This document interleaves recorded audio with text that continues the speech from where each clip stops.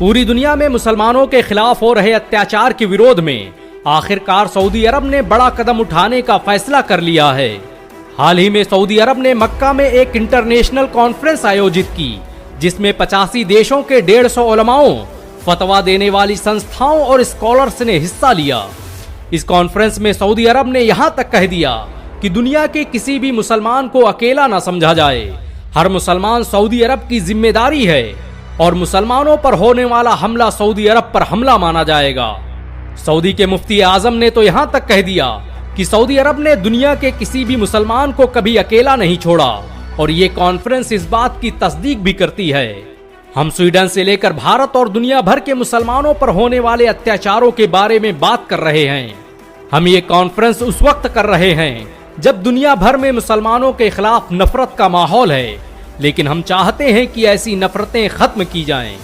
गौरतलब हो कि इससे पहले डॉक्टर जाकिर नायक ने तुर्की सहित सऊदी अरब से गुजारिश की थी कि मुस्लिम देशों को चाहिए कि वो एक ऐसी कॉन्फ्रेंस और एक ऐसी योजना तैयार करें जिसमें दुनिया भर के उलमाओं को इकट्ठा किया जा सके और दुनिया के हर कोने में मौजूद मुसलमानों पर होने वाले जुल्म पर चर्चा हो। शायद अब जाकिर नायक की इस बात को सऊदी अरब ने संजीदगी से ले लिया है और सऊदी अरब में होने वाली मक्का कॉन्फ्रेंस इस बात का जीता जागता सबूत है। इस कॉन्फ्रेंस में भारत से शेख अब्दुल सलाम और दूसरे आलिमों ने हिस्सा लिया।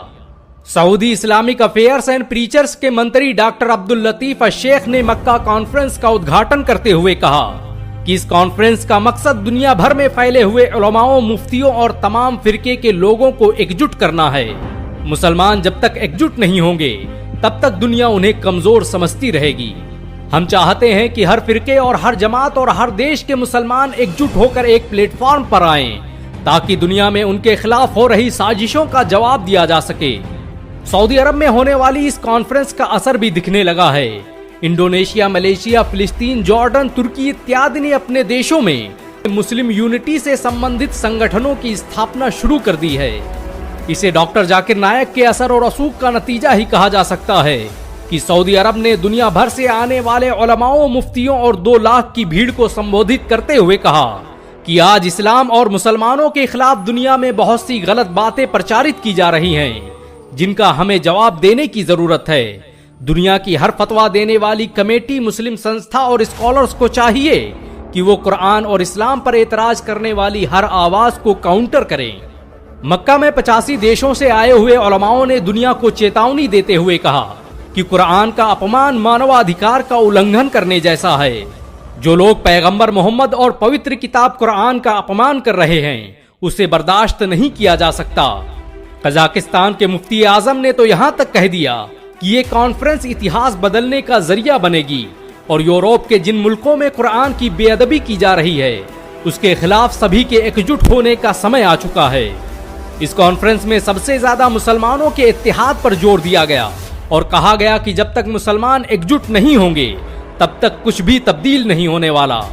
कॉन्फ्रेंस में मौजूद उलमाओं ने पूरी दुनिया के मुसलमानों को मुखातिब करते हुए कहा कि मुसलमानों को एकजुट करने के लिए कुरान और हदीस काफी है। फिरकों और गिरोहों में बंटने से आपकी ताकत कमजोर पड़ती है। मुसलमान अगर मुत्तहिद हो जाएं तो ये दुनिया उनके आगे झुकने को तैयार बैठी है। सऊदी अरब के इस कदम को लेकर अमेरिका, ब्रिटेन और बहुत से मुस्लिम विरोधी देश भयभीत नजर आ रहे हैं। इससे पहले ऐसा करने की कोशिश में बहुत से देशों में तख्ता पलट की साजिशें की जा चुकी हैं। देखने वाली बात तो यह है कि मुसलमानों को एकजुट करने की फिक्र में कहीं सऊदी अरब की सत्ता भी तब्दील न हो जाए। सऊदी जिस तरह के सख्त कदम उठा रहा है, उसने मुस्लिम विरोधियों में भय का माहौल पैदा कर दिया है। वैसे सऊदी अरब के इस कदम के बारे में आपके क्या विचार हैं, नीचे कमेंट में जरूर बताएं। अगर आप मानते हैं कि सभी मुस्लिम देशों को एकजुट होना चाहिए तो इस वीडियो को लाइक और शेयर जरूर करें।